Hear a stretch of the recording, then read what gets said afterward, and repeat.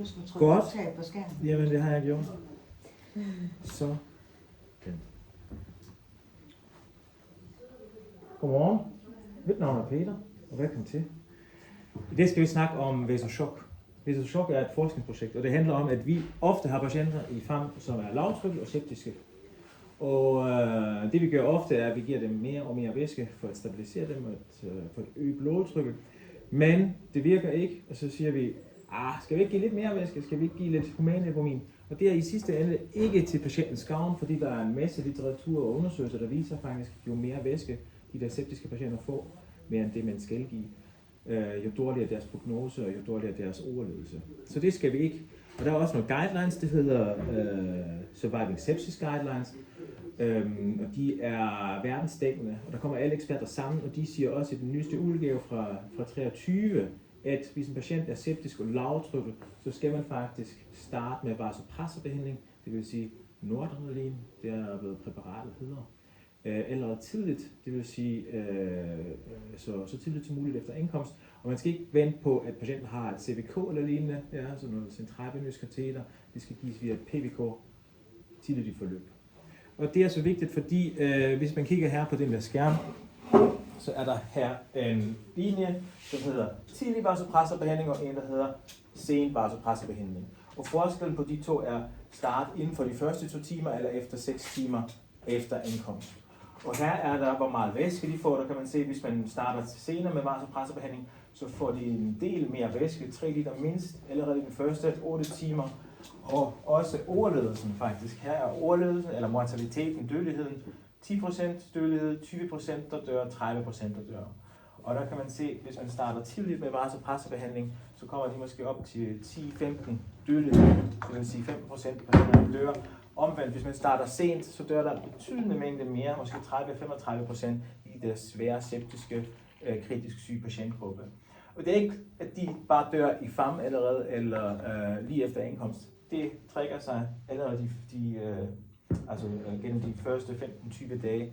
Hele forløbet er også på intensiv eller på sengeafdelingen bagefter. Så det er bare vigtigt. Og hvad bruger vi så? Vi bruger noradrenalin. Det er en slags medicin, der er ret potent og virker på alpha-1-receptorer i blodkarrene. Og den udløser så en vasokonstruktion, det vil sige en sammensnøring i blodkarrene, så der er mere tilbageløb af den venøse del af blodet.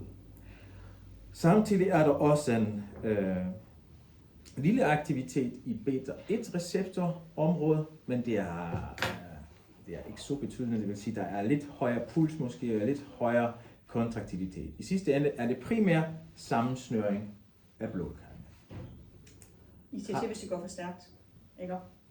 Der er 2 nye, helt nye.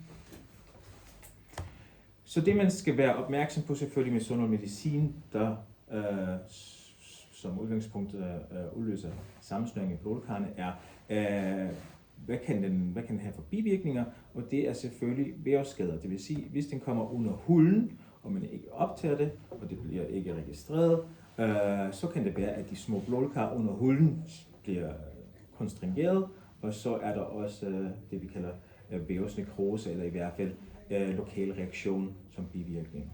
Så det skal man være opmærksom på, der skal man bare passe på, at man gør det ordentligt. Og der findes også en del undersøgelser, så store undersøgelser, der i sidste ende viser, hvis man gør det kontrolleret og holder øje med så et PVK for eksempel hver halve time, så er der næsten ingen risiko for, at der er en vævsskade af betydning. Det vil sige lidt lokal reaktion måske, men ikke meget mere. Og for eksempel i den der store undersøgelse, der har de kigget på 15.000 patienter, og kun ca. 100 ud af de 15.000 havde en infusion under huden, og kun 1 patient ud af de 15.000 havde behov for en operation. Så det er i sidste ende ekstremt sikkert. Og nu skal vi huske, at vi har også andre præparater her i afdelingen, det vil sige for eksempel Codarone, eller isoprenalin, eller nitro, der gives kontinuerligt via en pumpe, og som har faktisk lignende bivirkninger. Det vil sige, det er meget vigtigt, at de gives konstant og kontinuerligt, og hvis de kommer under huden, for eksempel Codarone, giver det en svær vævsnekrose, fordi den er meget, meget toksisk. Ja. Så det er en af mange, altså det er et præparat, der er ikke farligere eller mere udfordrende end dem, vi allerede bruger. bruger til daglig. Det, der er vigtigt, det er, at man selvfølgelig sikrer sig, at PVK bliver lagt i en vene og ikke i en arterie. For hvis man kommer til at lægge det i en arterie, som er sjældent, men det kan ske, så kommer medicinen allerførst ud i de små kapillærer ude i fingrene, hvor der sker en kontraktion, og så kan man få nogle vævsskader. Helt rigtigt. Så hvad er det? Hvad er VasoShock? Det er som sagt et forskningsprojekt, som udgår fra Odense akutmodtagelse, og lige nu er vi 4 akutmodtagelser, der deltager, og vi vil gerne undersøge effekten af noradrenalin på patienter med lavt blodtryk. Alt i alt skal vi have 320 patienter, og det er lodtrækningsforsøg, det vil sige, det er en computer, der bestemmer, skal den her patient være en kontrolpatient, eller skal den have noradrenalin. Så det vil sige, alt i alt skal vi have 160 patienter med noradrenalin, og i Esbjerg vil vi gerne have ca. 80 patienter inkluderet over de næste 2 år, og det svarer cirka til 1 om ugen. 1 om ugen betyder 4 om måneden, og kun halvdelen, det vil sige 2 om måneden, får faktisk noradrenalin. Resten kører standardbehandling, ligesom vi allerede gør. Det vil sige, at den der ekstra belastning eller ekstra arbejde, der er forbundet, eller der er en del af forsøget, det fylder formentlig ikke særlig meget, fordi som sagt, det er kun hver anden uge, der kommer en i gennemsnit, og I er alt i alt 90 sygeplejersker, der er oplært, så det er ikke noget, I står til dagligt med. Men det betyder selvfølgelig også, at man har aldrig rigtig en rutine med det her. Derfor bliver alle læger oplært, alle sygeplejersker, der er i team 1, og alle sygeplejersker, der går til akutkald. Og så har I altid en sygeplejerske med, også om natten, som er oplært.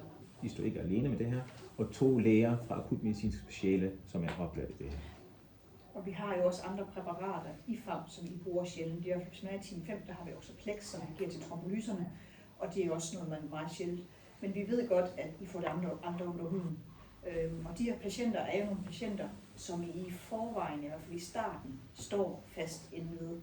Så det vil I skulle gøre alligevel, fordi det er de patienter, som intensiv siger, I giver dem lige lidt mere væske, inden vi siger, om vi kan tage dem, og så giver dem lige lidt mere væske igen.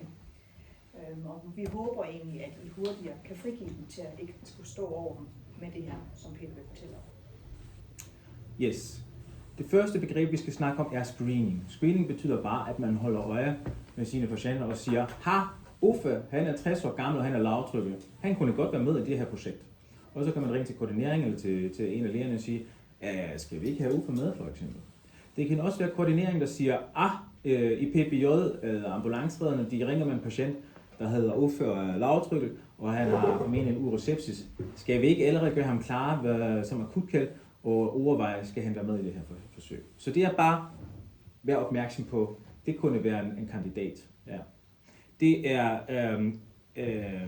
Det kan alle. Altså screening er noget, vi alle kan afprøve. Og så er der inklusion, og det er en lægeopgave. Det vil sige, hvis en af jer nu ringer til mig og siger, Peter, Uffe, han er lige kommet i team 1, og han er voksen. Han har fået væske i ambulancen 1 liter allerede. Han er erhvervsaktiv og selvhjulpen, det vil sige, han er intensivkandidat principielt, og han har et blodtryk under 100 systolisk. Skal vi ikke have ham med? Så siger jeg, men jeg fremragende idé, det skal vi jo. Og så trykker vi på knappen og siger, han skal være med. Og så er der selvfølgelig også eksklusionskriterier, det vil sige, hvad må de ikke have? Hvad er så en no-go? Hvis de er terminalt syge, så er de selvfølgelig heller ikke kandidat til intensivbehandling. Hvis de er 60 år og kvindelige, så kunne de være gravide, så der skal de lige have en lille urintest. Det har vi ikke her. Det har vi. Det har jeg sørget for. Du skal du bare se, det går ligesom dengang de blev fjernet. De er væk, inden du ser dig om. Alle andre bruger dem, ikke jeg. Men der kommer til at være den her map her, som vi kigger på lidt senere, lidt sådan løbende. Og i den, der ligger der en urinstiks i hver, som man kan bruge, hvis der kommer en 59-årig kvinde ind. For eksempel, eller en 30-årig. Jeg tror, når du viser materialer, så skal du gå foran kameraet, ikke? Så man kan se det. Men må jeg spørge om noget? Selvfølgelig. Du skal screene dem, når de kommer. Der står nogle kontraindikationer, for eksempel tyrotoksikose og den der hypervolemi, den kommer jo der. Men så er der også ubehandlet ataklearytmi og ventrikelflemme og færekromocytom. Det der fære, kan de ikke have den uerkendt? En færekromocytom?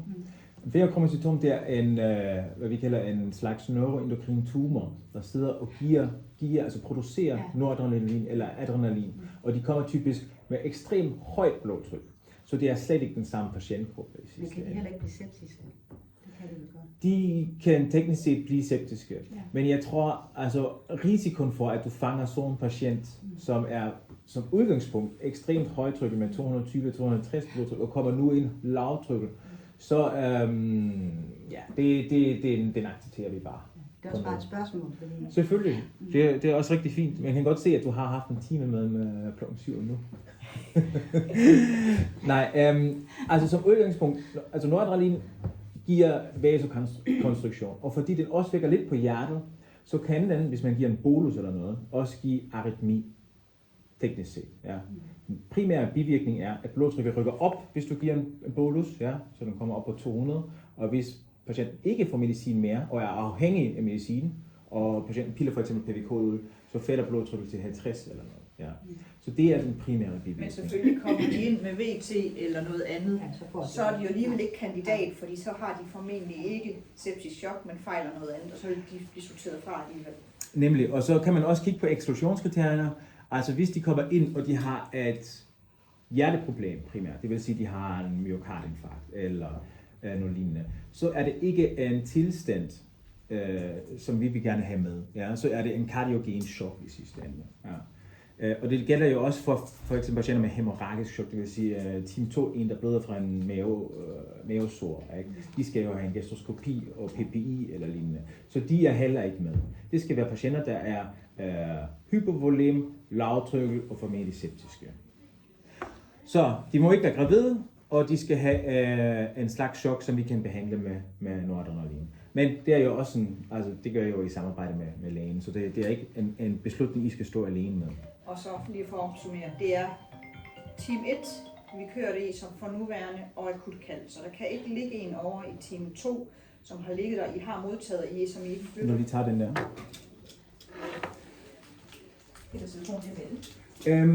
Så er der 2 grupper. Den første er kontrolgruppen.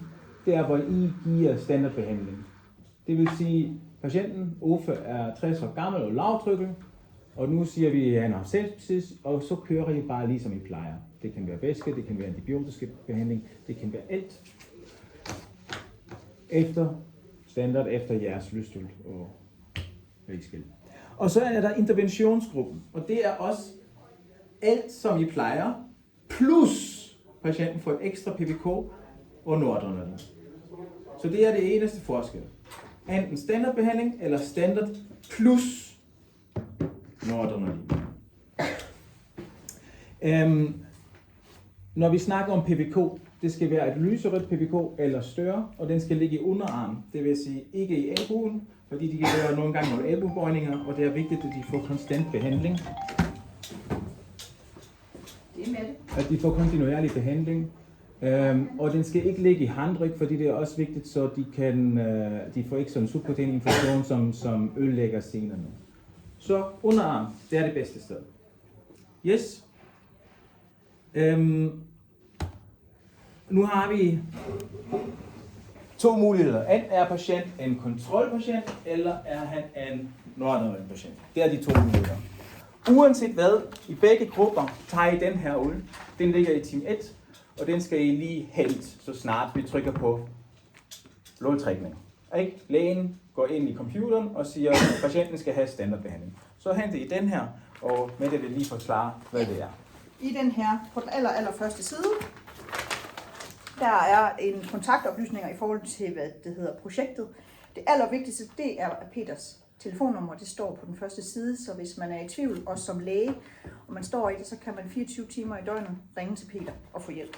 Derudover står der også ham som sponsor og projektansvarlig, deres oplysninger står også. Men i den her mappe her, der er der alt, hvad I skal bruge til at køre projektet, ligegyldigt om det er en standardbehandling, eller om det er en interventionspatient.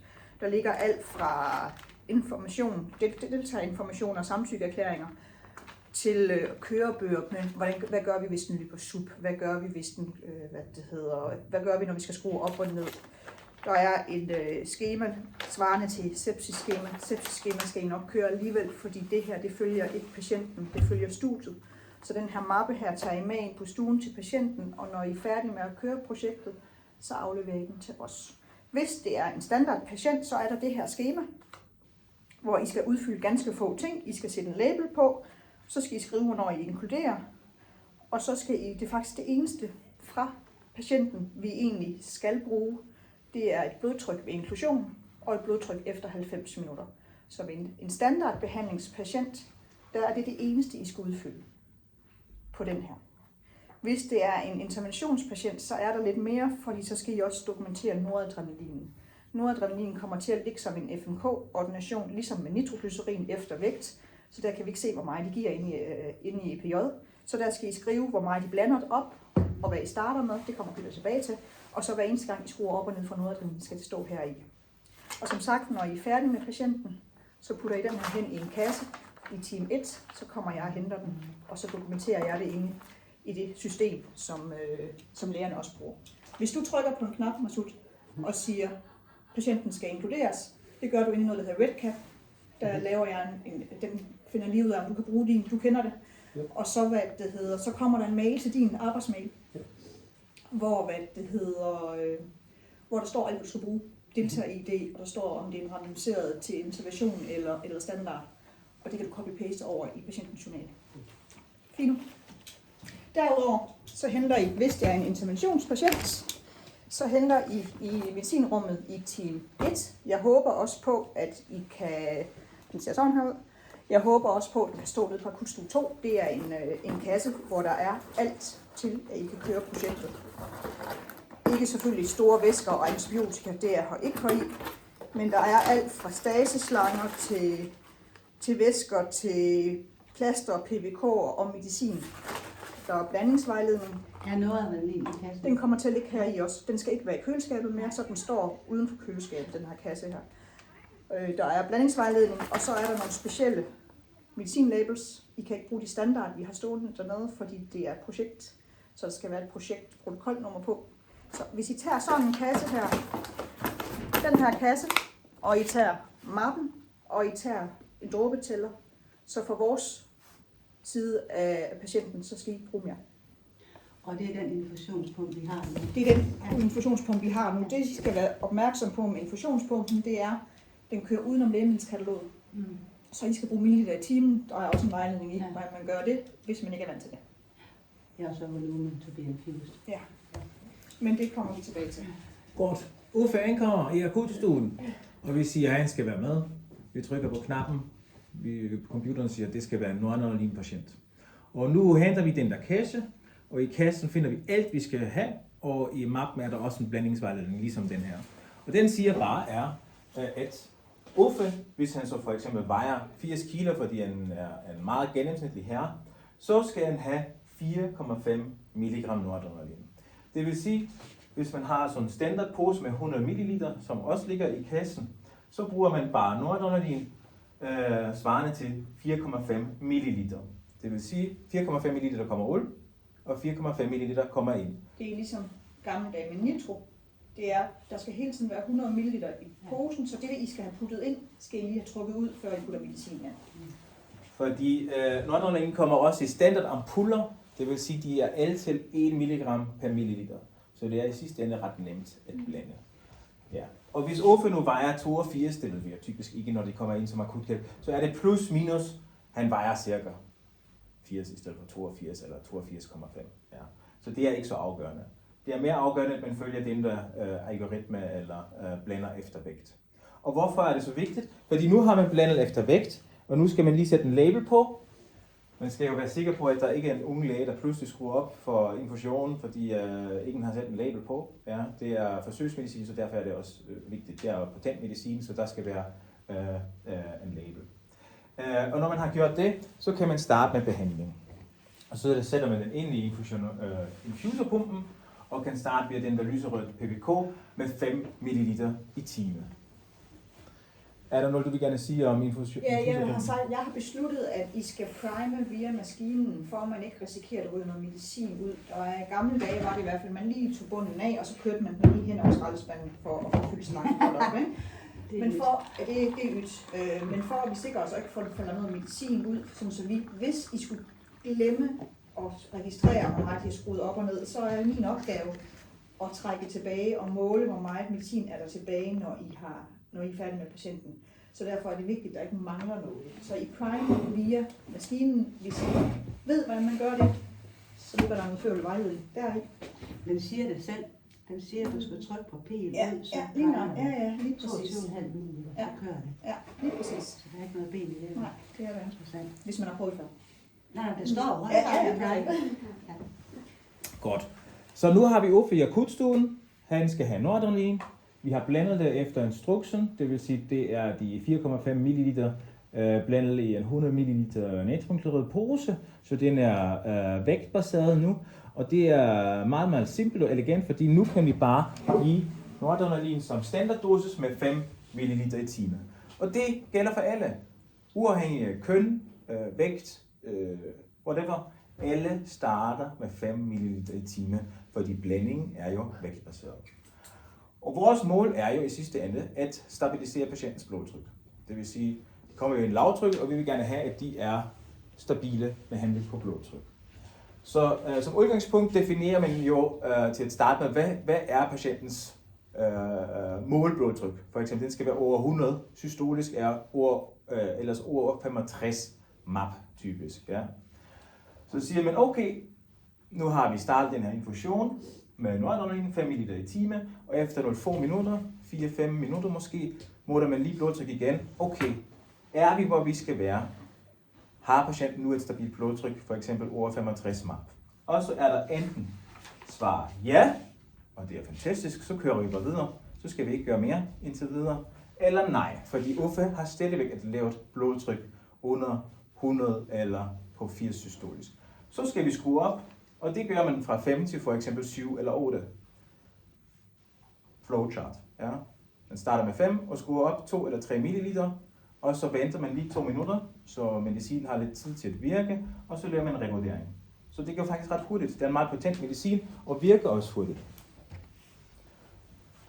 Nu er vi oppe på 8, så går vi op på 11 måske, 13, og på et tidspunkt kommer vi op på en dosis, der hælder 15. Så det vil sige en 3-dobling af udgangsdosis, eller SART-dosis.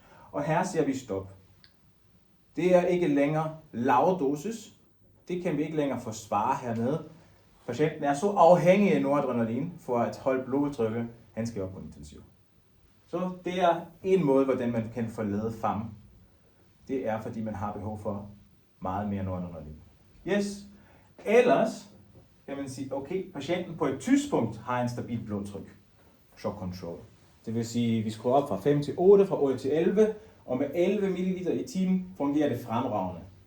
Patienten Uffe har et stabilt blodtryk. Nu går der 6-8 timer måske med de der 11, og nu virker piperacillin, nu virker den væske, han har spist lidt, og han retter sig. Nu har han ikke længere behov for så meget noradrenalin. Hans blodtryk for eksempel, som har ligget hele tiden på 110 systolisk, er nu 160 systolisk. Det er for meget. Det har vi ikke behov for. Det aftaler I med lægen, hvad er blodtrykket, hvad er målblodtrykket. Så nu skruer vi ned igen fra 13 til 10 og giver det lige 15 minutter. Hvis blodtrykket stadigvæk er højt, så kan vi skrue lidt længere ned og mere ned, indtil patienten er uden noradrenalin. Og så stopper man bare infusionen. Yes? I hvor lang tid til at starte med, sådan måler du med de her 5 minutters intervaller? Altså, til at starte med, når du skruer op, så er patienten jo ikke stabil per definition, fordi han eller hun ligger stadigvæk under vores grænse. Så der gør vi det ved der er som måske en kvarter eller en halv time, hvor man måler hver anden minut, indtil patienten kommer op på den relevante dosis. Okay. Og bagefter er de typisk ret stabile. Ja. Der ligger de typisk i 0 timer, plus minus lidt justering en gang imellem. Og især når man skruer ned, så kan man godt vente lige en kvarter, for at være sikker på, at blodtrykket ikke falder endnu mere. Okay. Vi har ikke nogen standarder på, hvad I skal. Det er noget, I aftaler med lægen. Vi anbefaler, når de kommer der, hvor de skal ligge i det her noradrenalin, Ja. så måler I cirka hver 20. minut. I behøver ikke stå inde med patienterne. Der kan man godt sætte monitorere dem på den anden arm, end hvor PVK'et med noradrenalin løber, og så måle det, og så have alarmgrænserne sat på patienten. Selvfølgelig skal man reagere på de her alarmgrænser, og ikke bare lade den køre i baggrunden, men det er jo der, hvor man skal reagere på dem, men man behøver ikke stå inde med patienterne. Vi har heller ikke nogen krav om, at de er monitoreret med tele. Det er igen jeres egen vurdering. Der er ikke særlig mange ting, I skal, så det er meget pragmatisk med, hvad I finder ud af sammen med lægen.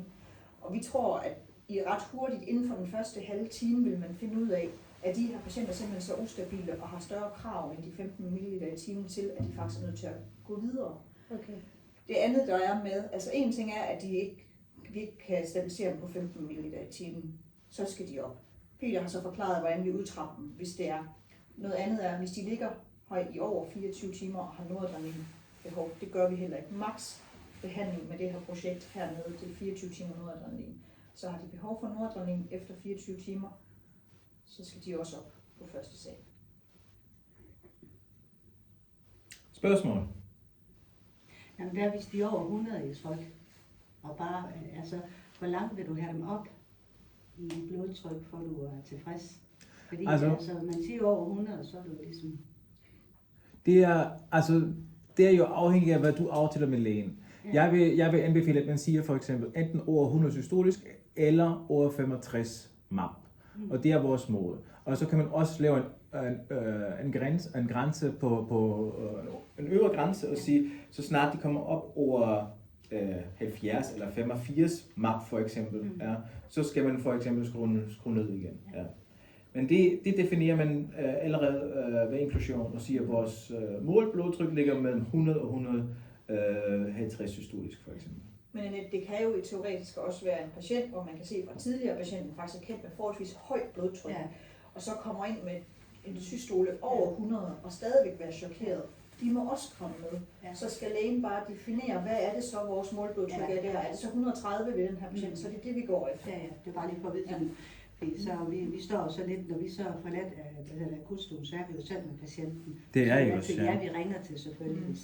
Men det kommer til at ske på den måde, at I får en ordination på EPJ med en vægtbaseret dosis, og der står så,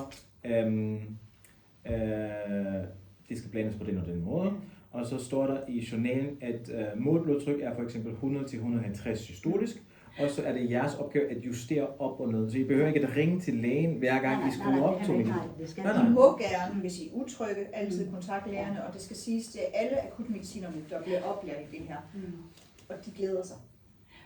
Så jeg tror ikke, I kommer til at stå alene, i hvert fald ved de første patienter derinde. Der kommer akutmedicinerne også til at være en del af det.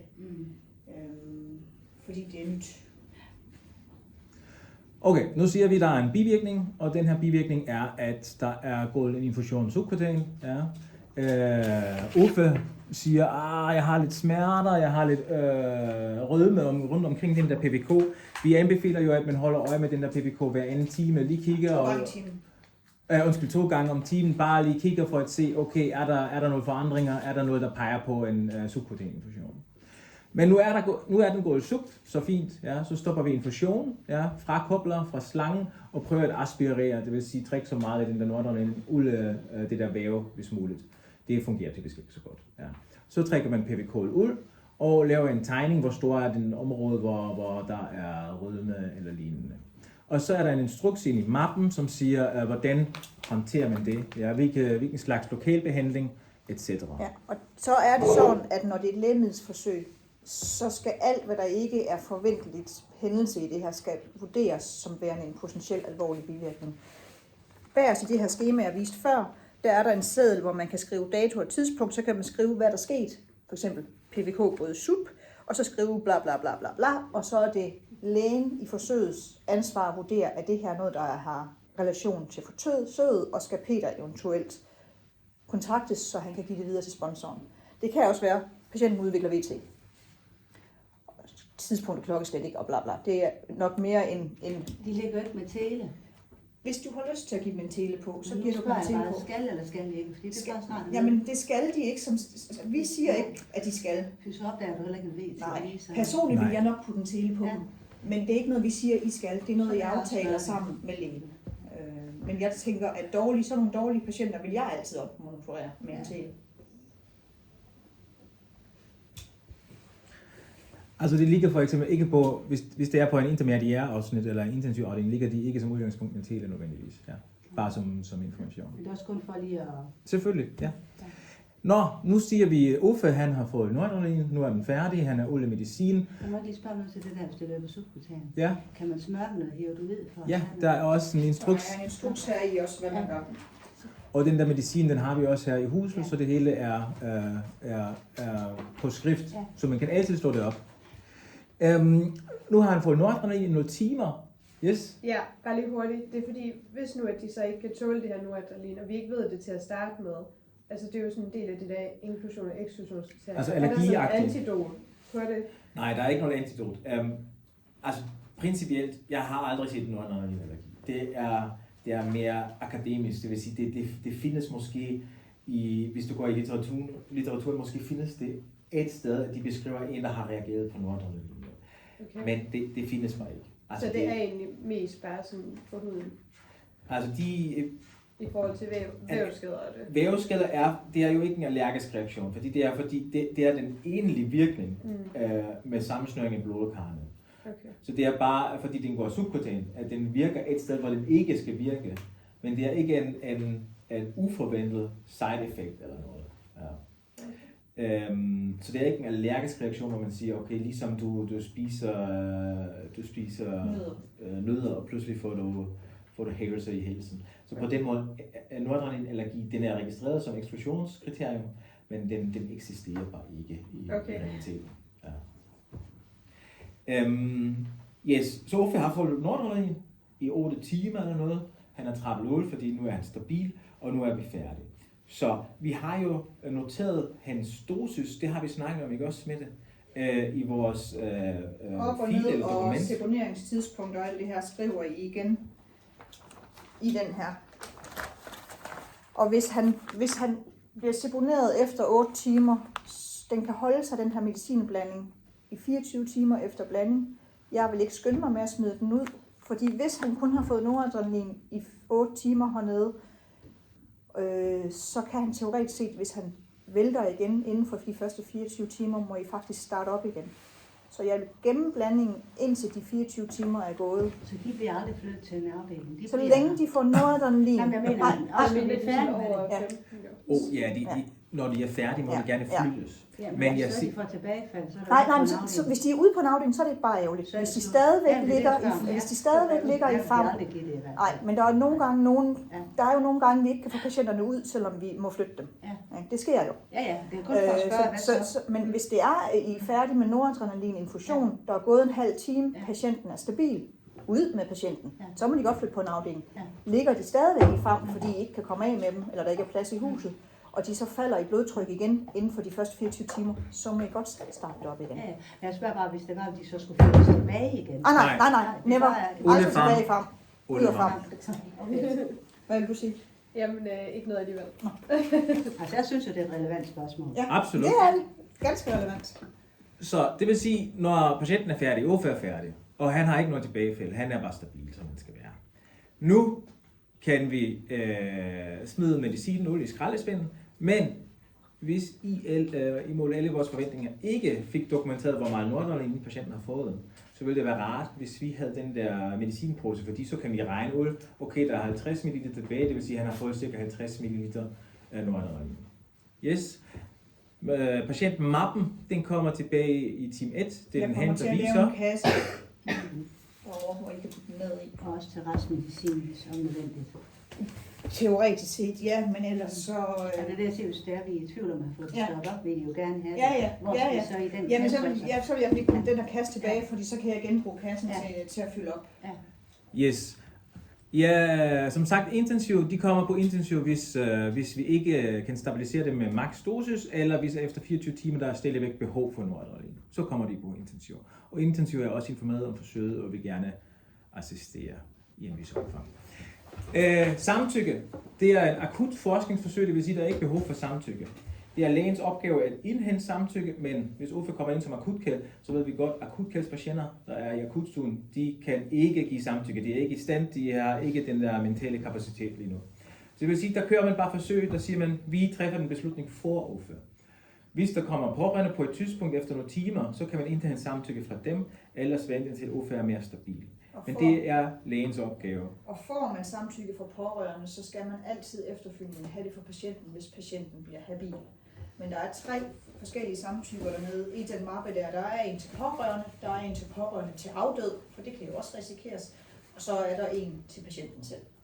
Og hvis der er en ung dame i stue 21, det vil sige team 1, som ikke kommer ind som akutkæld, og hun er fuldstændig vognklar og orienteret, men lidt lavtryk, så må hun jo teknisk set gerne være med. Og så kan man godt indhente samtykke først. Men Uffe, som er også lidt GCS-påvirket måske, han skal ikke give samtykke. Hvad så hvis det er sådan, at du ikke kan få det der samtykke, hvis du så går ud til de pårørende? Skal du så stoppe projektet? Hvis de ikke giver samtykke og siger, at det skal han på ingen måde, fordi vi synes medicin og forskning, det er noget charlataneri eller noget, så skal vi stoppe den der forsøg og også ikke bruge hans data. Ja. Og hvis vi er færdige med at køre noradrenalin, og de så siger, at jeg vil ikke være med, så fjerner vi data fra forsøget. Okay, så det hele bliver slettet, selvom man har kørt noget af det, hvis de så ikke giver samtykke. Okay. Altså det bliver ikke slettet, det bliver bare ikke inddraget i statistikken. Okay. Ja. Yes, så vores endemål, det vil sige det vi måler på, er, hvor mange patienter kan faktisk blodtryk stabiliseres efter 90 minutter. Det vil sige, hvor mange af dem, hvilken andel, har et stabilt blodtryk over 100 systolisk efter 1,5 timer.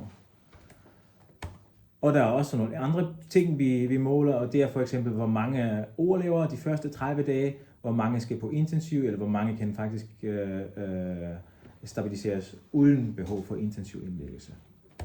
Og det er det. Hvis man skal opsummere, hvis det er en standardpatient, som eller en patient, som skal have standardbehandling, så er mappen det eneste, de skal bruge. Det eneste, vi skal have skrevet ned ud over patientlighed, det er blodtryk ved inklusion og efter 90 minutter.